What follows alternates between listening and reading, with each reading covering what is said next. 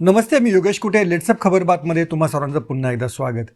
सध्या crime thriller पाहणाऱ्या आणि क्राईम स्टोरीज वाचणाऱ्या लोकांसाठी सुगीचे दिवस आलेले आहेत. त्याला कारण घडलेलं आहे 16 जानेवारी रोजी अभिनेता सैफ अली खान याच्या घरामध्ये जो चोरीचा प्रयत्न झाला, त्याच्यावरती हल्ला झाला आणि त्यानंतर सगळ्या घडलेल्या घडामोडी. या सगळ्या प्रकारामध्ये सोशल मीडियावरती आता वेगळेच ट्रेंडिंग सुरू आहे. ते ट्रेंडिंग असं आहे की हा हल्ला काहीतरी आम्हाला संशयास्पद वाटत आहे. यातले जो काही आरोपी पकडलेला आहे तो देखील संशयास्पद वाटत आहे. यानंतर तो चोर एवढ्या मोठ्या सिक्युरिटी असलेल्या घरामध्ये शिरला कसा काय, यावेळेस करीना कुठे होती, तो चोर शिताफीनं सुरक्षितरित्या बाहेर त्या इमारतीत पडला कसा काय. एवढंच नाही, CCTV फुटेजमधला जो फोटो आहे त्या चोराचा, जो पोलिसांनी रिलीज केलेला होता आणि नंतर जो आरोपी म्हणून पकडलेला दाखवलेला आहे त्याचा म्हणजे चेहरा देखील जुळत नाही आहे, असा देखील शोध आता सोशल मीडियामधल्या काही तथाकथित तज्ज्ञांनी लावलेला आहे. याच्यामध्ये आणखीन एक महत्त्वाचा प्रश्न, जर एवढी सैफ अली खान आणि त्या चोराची झटापट झाली आणि डॉक्टरांच्या म्हणण्यानुसार सैफ अली खानच्या पाठीमध्ये चोराच्या हातातील चाकूचा काही भाग घुसलेला होता, मग एवढी मोठी जखम असूनही सैफ अली खान 5 दिवसांमध्ये स्वतःच्या पायानं चालत आपल्या घरी कसा काय आला. त्याचवेळी रिक्षाबरोबर त्याच्या बंगल्याबाहेरच कशी काय उभी होती, त्याचे सुरक्षा म्हणजे किंवा सिक्युरिटी कुठे होती, घराखाली एवढ्या गाड्या होत्या त्यावेळेस कोणीच कसं नव्हतं, त्याला रिक्षातनं नेण्याची वेळ का आली, असे अनेक प्रश्न सोशल मीडियामध्ये विचारले जात आहेत. आणि त्यात माजी खासदार संजय निरुपम आणि मंत्री नितेश राणे यांनी देखील या सगळ्या प्रकाराबाबत संशय व्यक्त केला. त्यामुळे साहजिकच या सगळ्या संशयाला आणखीन हवा मिळालेली आहे. अर्थात नितेश राणे यांचं एखाद्या अशा गुन्ह्याबद्दल संशय व्यक्त करणं ही काही पहिल्यांदाच घडलेलं नाही आहे. अभिनेता सुशांत सिंग राजपूत याच्या आत्महत्येबद्दल देखील गेले 2-2.5 वर्ष ते पोटतिडकीने बोलत होते. अगदी मला आरोपींची नावं माहिती आहेत, कुणी कसा खून केला आहे, दिशा सल्यांचं काय झालेलं आहे, असं सगळं काही ते सांगत होते. पण आता त्यांचं राज्य सरकार आलेलं आहे आणि CBIने त्याचा तपास करूनही या प्रकरणाबाबत नितेश राणे जसं म्हणतात तसं काहीच घडलेलं नाही किंवा तसं आढळलेलं नाही. आणि तरीही नितेश राणे यांनी स्वाभाविकपणे सैफ अली खानच्या प्रकरणात देखील उडी घेतलेली आहे. यातल्या क्रमाक्रमानं काही प्रश्नांची उत्तरं आपण शोधूयात. याला काही पोलीस अधिकाऱ्यांशी बोलून आपण या प्रश्नांची उत्तरं शोधण्याचा प्रयत्न केलेला आहे. आणि आणखीन पुढे त्याला काय म्हणूया, ते कडी म्हणजे सुरेश धसांच्या भाषेत जर बोलायचं झालं तर कडी जोडण्याचा आपण तो प्रयत्न करूया. तर सगळ्यात महत्त्वाचा प्रश्न असा होता की तो चोर जो आहे तो चोर इतक्या सुरक्षित असलेल्या बिल्डिंगमध्ये घुसला कसा काय, तिथनं बाहेर आला कसा काय. तर तुम्हाला माहिती आहे की त्याने शेजारच्या बिल्डिंगमधनं सैफ अली खानच्या त्या बिल्डिंगमध्ये उडी मारून प्रवेश केलेला होता. त्याला ते माहीत नव्हतं की ते सैफ अली खानचं घर आहे, म्हणजे सैफ अली खानचंच घर लुटायचं आहे किंवा त्याच्यावरतीच हल्ला करायचा आहे असं त्या आरोपी जो पकडलेला आहे मोहम्मद शरीफुल इस्लाम शहजाद याचा काही तसा प्लॅन नव्हता. त्यामुळं सैफ अली खानवरती हा नियोजनपूर्वक हल्ला आहे असं पोलिसांना त्यांच्या तपासामध्ये आढळलेलं नाही आहे. दुसरी गोष्ट अशी आहे की सैफ अली खान एवढा तगडा आहे आणि तो जो आरोपी दिसतो आहे तो अगदी हडकुळा वगैरे असा आरोपी आहे, त्याचं वजनही फारसं काही नसावं, तरीही त्यानं सैफ अली खानला जखम केली कशी काय. तर पोलिसांनी जी थेरी सांगितलेली आहे त्या थेरीनुसार सैफ अली खाननी त्याला पकडून ठेवलेलं होतं. त्याच्या हातामध्ये म्हणजे चोराच्या हातामध्ये चाकू आहे हे सैफ अली खानला माहिती नव्हतं. आणि ज्या क्षणी सैफ अली खानने मिठी मारून त्याला पकडलं त्याच वेळेस त्याने पाठीमागून सैफ अली खानच्या पाठीवरती मणक्यावरती त्या चाकूनं वार केला आणि त्यामुळे तो जखमी झाला. तो जखमी झाल्यानंतर आरडाओरडा झाला, तरीही सैफ अली खाननं त्याला त्याच्या बाथरूममध्ये कोंडलेलं होतं. पण ते कोंडलेलं होतं म्हणजे ढकललेलं होतं. आणि इकडे हा सैफ अली खान जखमी झाल्यानंतर त्याच्या मोलकरणीनं आणि मुलानं त्याला हॉस्पिटलमध्ये नेण्याची गडबड सुरू केली. आणि त्या गडबडीमध्ये तो जो चोर आहे, तो जो मोहम्मद शरीफुल आहे, तो तिथून जिन्यानं घाबरत अतिशय खाली उतरताना त्या आपल्याला CCTV फुटेजमध्ये दिसतो आहे.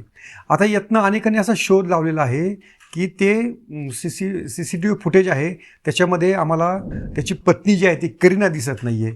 तर पोलिसांचं म्हणणं असं आहे, आम्हाला जेवढं आवश्यक फुटेज आहे तेवढंच आम्ही रिलीज केलेलं आहे. म्हणजे आम्हाला तो चोर हवा होता, त्या चोराचा चेहरा आम्हाला जनतेपुढे आणायचा होता, ज्याच्यामुळे आम्हाला शोधामध्ये त्याची मदत झाली असती आणि तेवढंच फुटेज आम्ही जारी केलेलं आहे. त्याच्यामध्ये रक्त दिसत नाही आहेत, रक्ताचे डाग दिसत नाही आहेत. तर ते जे फुटेज आहे किंवा रक्त पडलेलं आहे किंवा नाही याबद्दल पोलिसांनी कुठे काही सांगितलेलंच नाही. पण जेवढं पोलिसांनी मीडियाला जेवढी माहिती दिलेली आहे त्या माहितीच्या आधारेच सोशल मीडियामधल्या तथाकथित CIDच्या लोकांनी हा सगळा शोध लावलेला आहे किंवा त्याच्याबद्दल संशय व्यक्त केलेला आहे. त्यांचा जो दुसरा मुद्दा होता की तो जो आरोपी आहे, जो CCTVमध्ये जो संशय दिसतो आहे आणि प्रत्यक्षामधला आरोपी याच्यामध्ये चेहऱ्यामध्ये फरक आहे, म्हणजे दुसराच आरोपी पकडलेला आहे, याचं देखील खंडन पोलिसांनी केलेलं आहे. असं काहीही घडलेलं नाही आहे. त्यामुळं CCTVमधलं जे फुटेज आहे त्याच्यामध्ये चेहऱ्याची ठेवण किंवा प्रत्यक्ष पकडलेला आरोपी त्याचा कसा तुम्ही फोटो काढलेला आहे, तो कोणता व्हिडिओ सोशल मीडियामध्ये व्हायरल झालेला आहे, त्याच्या आधारे केवळ तर्क मांडण्यात आलेला आहे. प्रत्यक्षरित्या जो आरोपी सैफच्या घरात घुसलेला होता तोच आम्ही पकडलेला आहे, असं देखील पोलिसांनी स्पष्ट केलेलं आहे. आणखीन एक महत्त्वाची गोष्ट होती त्याच्यामध्ये की हे का सगळं सांगण्यात येत आहे की बाबा या सगळ्या प्रकाराबद्दल संशय काय व्यक्त होतो आहे. तर अनेकांचं म्हणणं असं आहे की सैफ अली खानला थोडीशी प्रसिद्धी हवी होती, त्याचा कोणता तरी पिक्चर रिलीज होत आहे, त्याच्यामुळं हे काही घडून आणलेलं प्रकरण आहे असं देखील काही लोकमंडळी म्हणत होते. पण पोलीस म्हणतात असं काहीही घडलेलं नाही आहे, म्हणजे असं काही घडून वगैरे काही नियोजनपूर्वक काही केलेलं नाही आहे. प्रत्यक्षामध्ये तो प्रकार घडलेला आहे आणि त्यातला आरोपी देखील जो पोलिसांनी पकडलेला आहे तो खराच आहे. पण झालं काय, जेव्हापासून दृश्यम किंवा CID मालिका पाहून देखील अनेकांना कल्पना सुचतात. आपलं जे सत्य आहे, आपल्याला जी एखादी बाजू दिसते आहे त्याच्यावरूनच आपल्याला जे दिसतं आहे तेच खरं सत्य आहे असं म्हणून सोशल मीडियामध्ये काही मंडळी उठवळपणे प्रतिक्रिया देतात किंवा एकूणच संशय सगळा व्यक्त करत राहतात. अर्थात याच्यामध्ये पोलिसांची देखील बाजू आहे की त्यांनी देखील या बाजू समर्थपणे मांडायला हव्यात.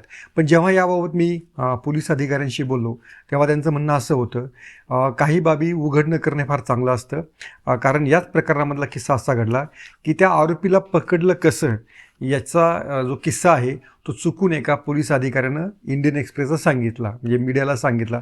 आणि त्याच्यामध्ये म्हणणं असं होतं की जेव्हा त्या आरोपीने त्याचा फोन चालू केला पाण्याची बाटली घेण्यासाठी, त्यानं ते बिल अदा केलं आपल्या फोनपेवरनं, त्या क्षणी पोलिसांना त्याचं लोकेशन लक्षात आलं. आणि ही आरोपी शोधण्याची क्लुप्ती जेव्हा मीडियानं प्रसिद्ध केली तेव्हा वरिष्ठ पोलीस अधिकाऱ्यांनी ज्याने ही माहिती दिली त्याला जोरदाररित्या खडसावलं देखील आहे अशी आपली माहिती आहे. त्यामुळं जेव्हा याची सगळी चार्जशीट दाखल होईल, जेव्हा पोलीस या सगळ्या सुनावणीमध्ये खटल्यांमध्ये पुरावे सोबत आणतील, सैफ अली खानची किंवा त्याच्या इतर साक्षीदारांची त्याच्यामध्ये साक्ष होईल, आरोपी ओळखला जाईल, त्याचे डिजिटल पुरावे हे कोर्टापुढे आणले जातील. त्यामुळं पोलीस इतक्या काय म्हणूया त्याला, इतक्या उथळपणे इतकी हाय प्रोफाईल केस हाताळतील असं मला तरी वाटत नाहीत. कारण ज्या केसला एक एवढी देशभर प्रसिद्धी मिळते आहे, सैफ अली खान हा काही छोटा अभिनेता नाही, गेले 16 तारखेपासून त्याच्याविषयीचा ट्रेंड अजूनही सुरू आहे. त्यामुळं आपल्या यंत्रणेवरती इतकाही असा अविश्वास दाखवणं कधीकधी धोक्याचं ठरू शकतं. त्यामुळं आत्ता जे पोलिसांचं म्हणणं आहे ते त्यांच्या म्हणण्यावरती अतिशय ठाम आहेत.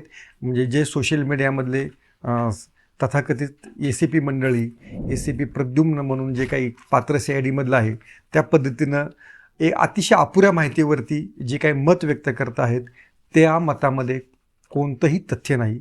सत्यापासून ही सगळी मतं लांब लांब आहेत आणि केवळ एक संशयाचं भूत उभं करण्याचा तो प्रकार आहे असं या पोलिसांचं म्हणणं आहे. पण हे अधिकृतरित्या त्यांनी सांगायला हवं. एका अनौपचारिक चर्चेमध्ये बोलताना पोलीस अधिकाऱ्यांनी मला हे सांगितलेलं आहे. आणि मला देखील असं वाटतं की एवढ्या महत्त्वाच्या केसमध्ये पोलीस इतकं निष्काळजीपणे भलताच आरोपी पकडतील आणि त्याच्यामध्ये काही जर घातपात असेल तर त्याचा ते शोध घेणार नाहीत, असं म्हणणं थोडंसं धाडसाचं होत आहे. अर्थात या सगळ्या खुलाशानंतर तुमच्याही काही मनामध्ये शंका ह्या राहिलेल्याच असतील, त्या तुम्ही कॉमेंटरी लिहून तुम्ही जरूर कळवा आणि त्याचाही आपण शोध घेण्याचा नक्की प्रयत्न करू. पाहत राहा लेट्सअप मराठी.